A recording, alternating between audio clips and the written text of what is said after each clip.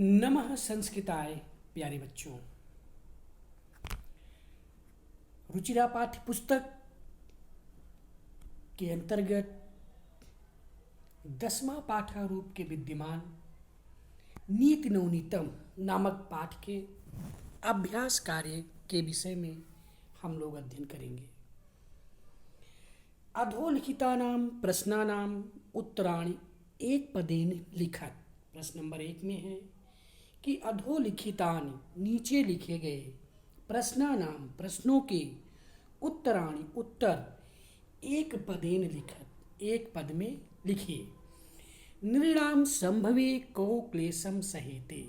नृणाम माने मनुष्य के, संभवे माने जन्म के समय, को माने कौन, क्लेशम माने पीड़ा, कष्ट, दर्द, सहेते माने सहते हैं। मनुष्य के जन्म के समय कौन पीड़ा, दर्द, कष्ट को सहते हैं। तो हमारा एक पद में उत्तर होगा माता पितरौ, माता और पिता। क्रीदृशम जलम पिबेत। क्रीदृशम माने कैसा, जलम माने जल, पिबेत माने पीना चाहिए। कैसा जल पीना चाहिए। वस्त्रपूतम, वस्त्र से छान करके जल पीना चाहिए। नीति नवनीतम पाठः कस्मात् ग्रंथात् संकलितः। नीति नवनीतम नामक पाठ कस्मात् माने किस, ग्रंथात् माने ग्रंथ से, संकलितः संकलित लिया गया है। तो मनु स्मृतेः, मनु स्मृति से। क्रीदसीम वाचम वदेत। क्रीदसीम माने किस तरह की, वाचम माने वाणी, वदेत माने बोलना चाहिए। सत्यपूताम, सत्य से पवित्र वाणी बोलना चाहिए। उद्यानम कैः निनादैः रम्ये। यह अतिरिक्त प्रश्न है। दुखम किम भवति।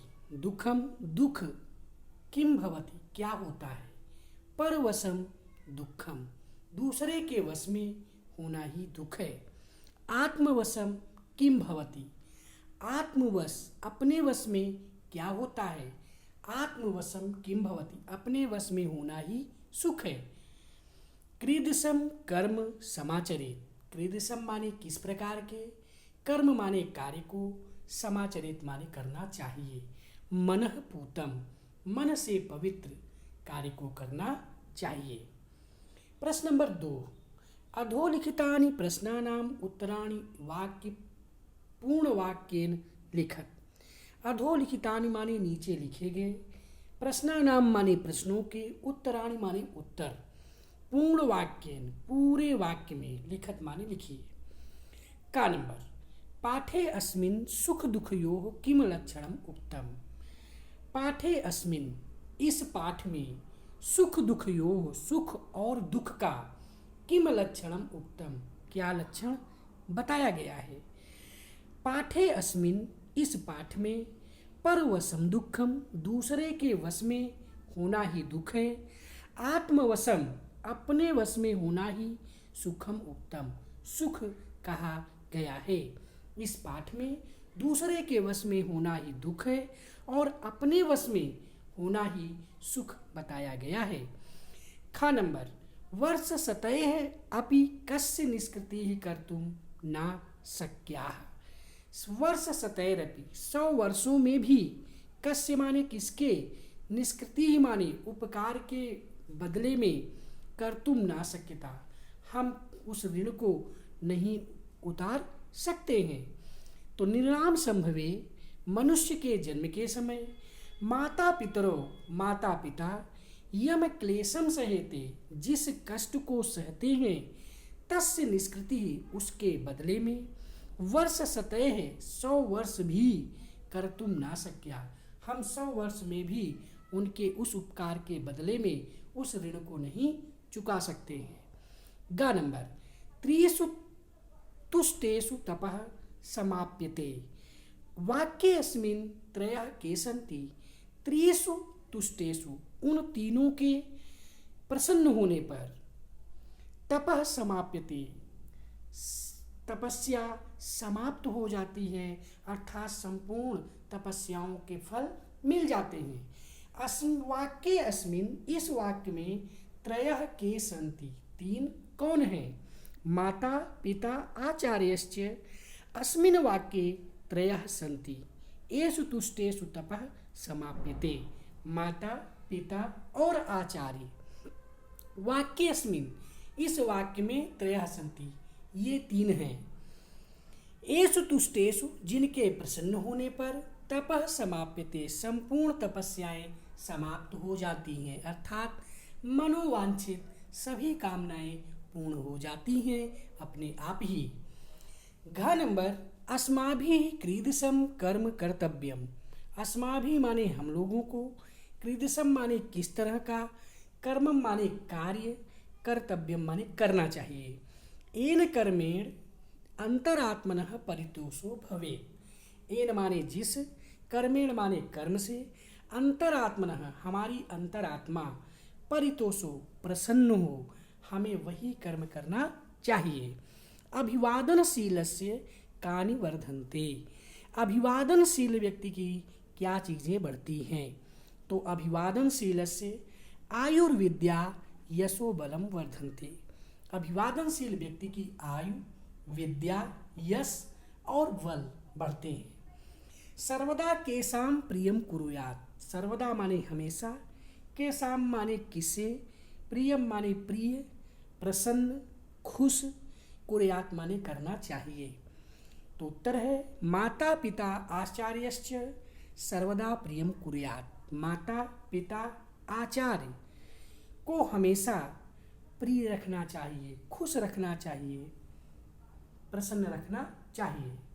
प्रश्न नंबर 3 है, स्थूल पदान्वय अवलंब्य प्रश्न निर्माणम कुरु। स्थूल पदान्वय मतलब स्थूल पदान्वय, जो यहाँ पर मोटे अक्षरों में लिखे हुए शब्द हैं, इन शब्दों के स्थान पर प्रश्न का निर्माण करना है। का नंबर, जैसे वृद्धोपि सेविनः आयुर्विद्या यशो बलम नावर्धन्ते। तो वृद्धोपि सेविना इस शब्द के जगह पर हमें प्रश्न का निर्माण करना है।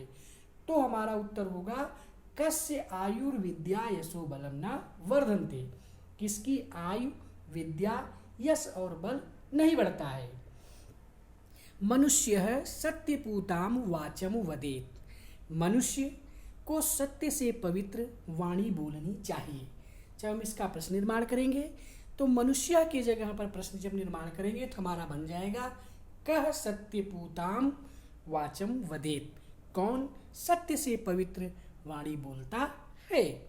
त्रिषु तुष्टेषु सर्वम तपः समाप्यते।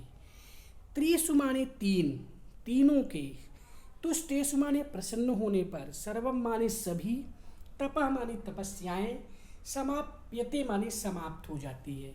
तो यहाँ पर तपः के जगह पर हमें प्रश्न का निर्माण करना है। तो हमारा उत्तर होगा त्रिषु तुष्टेषु सर्वम किम समाप्यते। तीनों के प्रसन्न होने पर क्या समाप्त हो जाता है।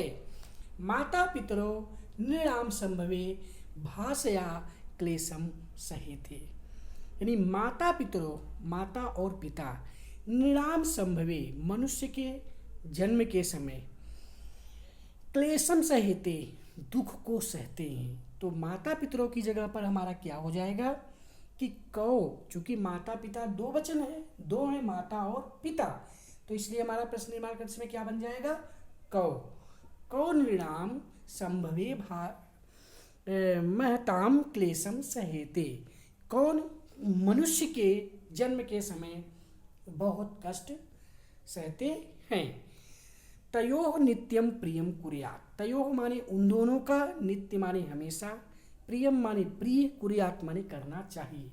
तो तयोः की जगह पर जब हम प्रश्न का निर्माण करेंगे तो हमारा बन जाएगा कयोः नित्यम प्रियम कुर्यात्। किन दोनों का नित्य माने हमेशा प्रिय करना चाहिए। इसके बाद हमारा अगला प्रश्न है संस्कृत भाषा या वाक्य प्रयोगम कुरुत। संस्कृत भाषा में वाक्य प्रयोग कीजिए।